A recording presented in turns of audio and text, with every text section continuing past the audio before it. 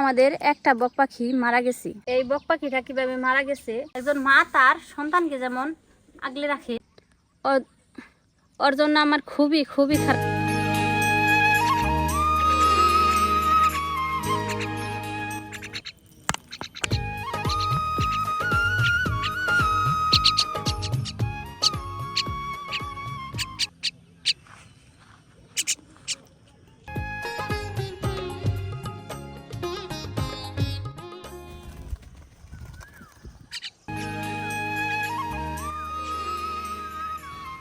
আসসালামু আলাইকুম। আজকে একটি খারাপ খবর আছে, হয়তোবা থাম্বনেল এবং টাইটেল দেখে আপনারা বুঝতে পারছেন খারাপ খবরটা কি। আমি কিন্তু আজকে কথা বলতে পারতেছি না, আমার খুবই খুবই খারাপ লাগতেছে। আমরা দুইটা বক পাখি লালন পালন করি, আপনারা যারা রেগুলার ভিডিও দেখেন তারা হয়তোবা জানেন। ওই দুইটা বক পাখি কিন্তু আমরা আমাদের ছেলে মেয়ের মতো ভালোবাসি এবং কি তাদের মতোই লালন পালন করি। তাদেরকে নিয়মিত মাছ খাওয়াই, বাজার থেকে কিনে না, শুধু পুঁটি মাছ খাই, আমরা শুধু পুঁটি মাছই খিলাই, অন্য কোনো মাছ খাওয়াই না। এটা হয়তো বা আপনারা সবাই জানেন যারা আমাদের নিয়মিত ভিডিওগুলো দেখেন। আমাদের একটা বক পাখি মারা গেছে, যেটা পাখা ভাঙা বক পাখি ছিল সেটা কিন্তু মারা গেছে। ওর জন্য আমার খুবই খুবই খারাপ লাগতেছে। আমি ওকে কতটা ভালোবাসতাম এবং কি কত মায়া করতাম, আপনারা সকলেই হতে বা জানেন যারা আমাদের ভিডিও দেখেন। এই সেই আমাদের পাখা ভাঙা বক পাখিটা দেখেন।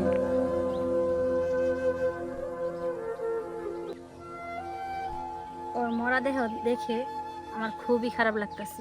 আসলে আপনাদের সাথে আমি ঠিকমতো কথা বলতে পারতাছি না, ওর এই অবস্থা দেখি আমার খুবই খারাপ লাগতেছে। আমি জানি না আমার কেমন লাগতেছে, একমাত্র আল্লাহ জানি। একজন মা তার সন্তানকে যেমন আগলে রাখে, তেমনি কিন্তু আমি পাখা ভাঙা বক পাখিটাকে আমার চোখে চোখে রাখছি। সবসময় আমি ওকে আগলে রাখছি যাতে কোনো বন বিড়াল বা বিড়ালে না আক্রমণ করতে পারে। এই বক পাখিটা কিভাবে মারা গেছে আপনারা হয়তো বা না বললে বুঝতে পারবেন না।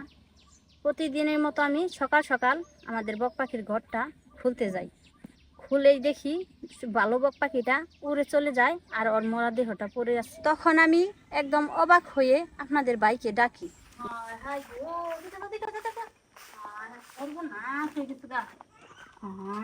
মাথায় বাড়ি, একবার মাথায় বাড়ি দেখো যে কি হয়েছে। এর আগেও কিন্তু আমরা একটা ভিডিও দিয়েছিলাম, আপনারা যারা ভিডিওটা দেখছেন তারা হয়তো বা জানেন ওরা কিভাবে ঠুকরা ঠুকরি করে, মারামারি করে, সব সময় ওদের ঝগড়া লাগিয়েই থাকে। বেশিরভাগ সময়ই আমাদের ভালো বক পাখিটা এই বক পাখিটাকে ঠুকরাই। আমার মনে হয় আমাদের ভালো বক পাখিটা ওকে ঠুকরাইয়েই মারছি।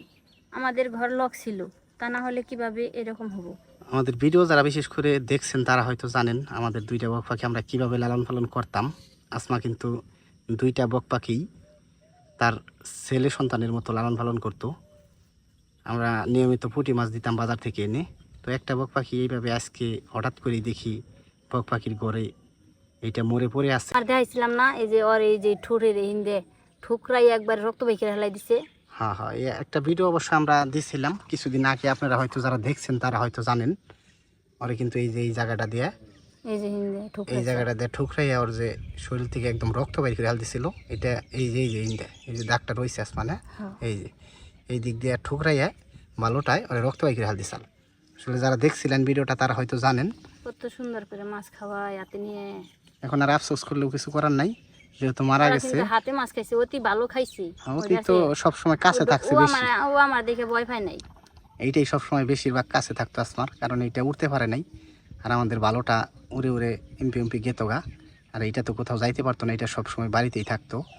আমরা যথেষ্ট পরিমাণ ওদেরকে চেক দিছি, কারণ হলো বিড়াল যাতে আক্রমণ না করতে পারে। 10 থেকে 12,000 টাকা খরচ করে আমি কিন্তু বক পাখির জন্য একটা ঘর বানাইছিলাম। আমাদের ভিডিও যারা রেগুলার দেখেন তারা হয়তো জানেন 12,000 টাকা খরচ করে শুধু বক পাখির জন্য ঘরটা বানানো হয়েছিল।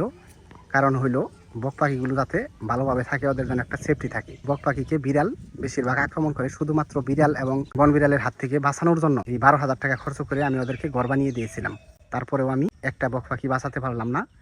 এইটা আসলে এইভাবে মারা যাওয়ার কারণটা আমি বুঝতে পারতাছি না। যদি কারো জানা থাকে অবশ্যই কমেন্টস করে জানাবেন।